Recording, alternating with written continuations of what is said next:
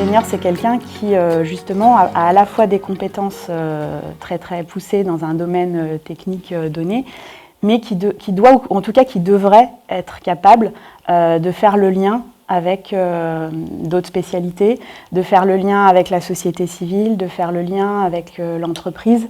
L'ingénieur INSA, je pense que c'est avant tout quelqu'un d'ouvert sur les autres, sur le monde, et aussi peut-être sur d'autres disciplines ou d'autres spécialités que la sienne. Dans la formation de l'ingénieur INSA, on a 20% en fait, des maquettes qui correspondent à des enseignements non techniques, c'est-à-dire donc les humanités au sens large, les langues, les sciences humaines et sociales, les arts et le sport. Je pense que l'ingénieur de demain, il a la lourde tâche à la fois d'apporter ses compétences scientifiques et techniques. C'est un expert, c'est quelqu'un qui va être capable de donner des ordres de grandeur, c'est quelqu'un qui va être capable de garder une certaine raison, même si voilà, on est dans un contexte qui n'est pas toujours facile. On dit l'ingénieur, quel est le rôle de l'ingénieur, mais je pense que l'ingénieur de demain, il ne sera jamais seul. En fait, il ne devrait jamais être seul et il ne pourra jamais être seul. C'est-à-dire qu'il me semble qu'il a vraiment ce rôle d'animation, vraiment du collectif. On parle parfois d'intégrateur des savoirs, c'est-à-dire faire le lien entre les personnes, faire le lien entre les disciplines. Et je pense que finalement, l'ingénieur, c'est celui qui est peut-être le mieux placé pour faire ça. C'est compliqué parce que souvent on oppose la technique et l'humain, alors qu'en fait l'humain est au centre de la technique aussi. Ce qui est très paradoxal, c'est que l'ingénieur, c'est peut-être celui qui est en mesure, justement, de savoir si la solution technique est la bonne réponse au problème posé ou pas. Donc, ne pas forcément avoir le réflexe de la solution technique. Évidemment, l'humain doit être au centre. Je pense qu'il y a plusieurs façons de dire non. Est-ce qu'on dit non ? Est-ce que l'ingénieur dit non en refusant, par exemple, d'aller travailler dans une entreprise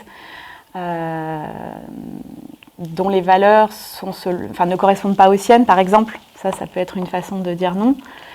Est-ce que dire non, ça consiste à refuser, par exemple, de porter un projet qui, encore une fois, ne correspond pas à ses valeurs?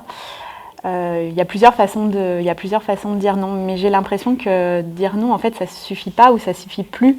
C'est-à-dire que l'ingénieur a aussi besoin de savoir vers quoi il veut aller. Alors bien sûr, savoir ce qu'on ne veut pas, c'est déjà une première base pour savoir ce qu'on veut.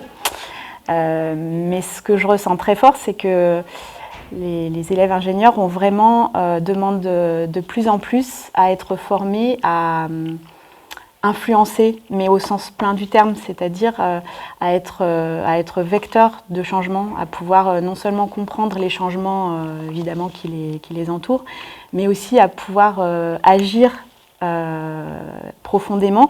De plus en plus, ils nous disent, mais nous, on ne veut pas être formés à apporter des solutions à des problèmes, enfin pas seulement, on veut aussi être formés à remettre en question le problème.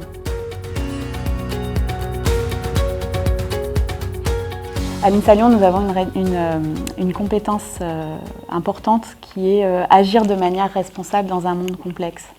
Et je crois fondamentalement que l'ingénieur, c'est vraiment celui qui agit de manière responsable, c'est-à-dire en étant conscient de l'impact de ses décisions, de ses actions sur l'environnement au sens large, sur la société.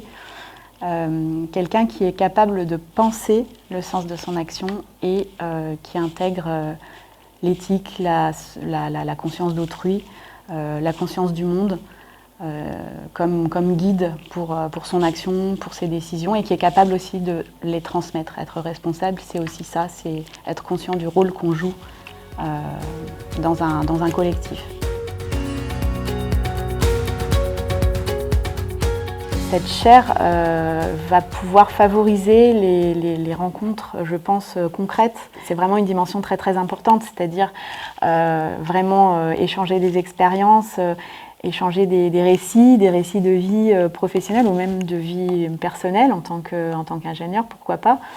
Et de manière finalement très concrète pour que les étudiants soient plus confiants quand ils se projettent dans le monde de l'entreprise, plus confiants dans les capacités qu'ils auront à apporter quelque chose dans l'entreprise, voilà, pour aller vers un futur souhaitable.